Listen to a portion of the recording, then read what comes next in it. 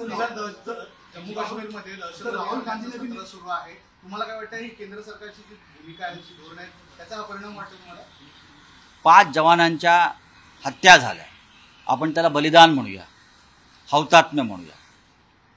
5 जवानांवर ज्या प्रकारे हल्ला झाला ताफ्यावर पोलिसांच्या, आपल्या जवानांच्या 5 जवान शहीद.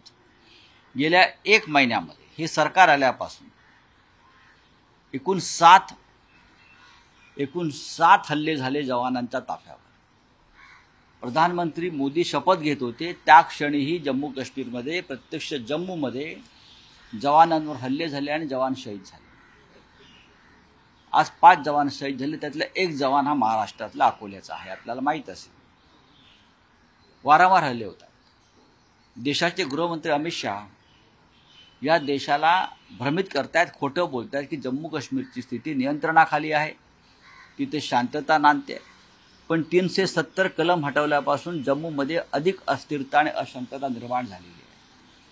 जम्मू काश्मीरच्या विधानसभेला अद्याप टाळं लागलेलं आहे. जम्मू काश्मीरच्या विधानसभेच्या निवडणुका अद्याप घेऊ शकला नाहीत. हे कसलं लक्षण आहे? देशाचे प्रधानमंत्री परदेश दौऱ्यावर आहेत. शपथ घेतल्यापासून ते कधी इटलीला असतात, कधी ग्रीसला असतात, कधी दुबईला असतात, कधी रशियाला असतात. आणि देशातले आमचे जवान हे शहीद होत आहेत.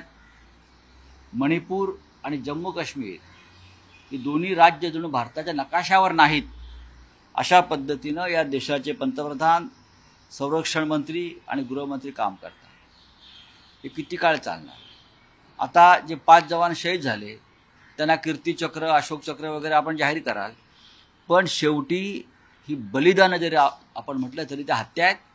आणि त्या हत्यांना प्रधानमंत्री मोदी, गृहमंत्री अमित शहा आणि राजनाथ सिंग जबाबदार आहेत. आपण परवा एक चित्र पाहिला असेल, एक तरुण विधवा, शहीदांची पत्नी स्मृती, तिचं वय काय आहे? हाय, तिने तिचा पती गमावला जम्मू काश्मीरमध्ये आणि तुम्ही उत्सव मनवता. अशा अनेक वीरमाता आणि वीरपत्नी या देशामध्ये आज आहेत. जो कोणी आपला मुलगा गमावतो, पती गमावतो, भाऊ गमावतो, त्यांचं दुःख या सरकारच्या नेत्यांना कळणार नाही. निर्दय आहेत, निर्ढावलेले आहेत.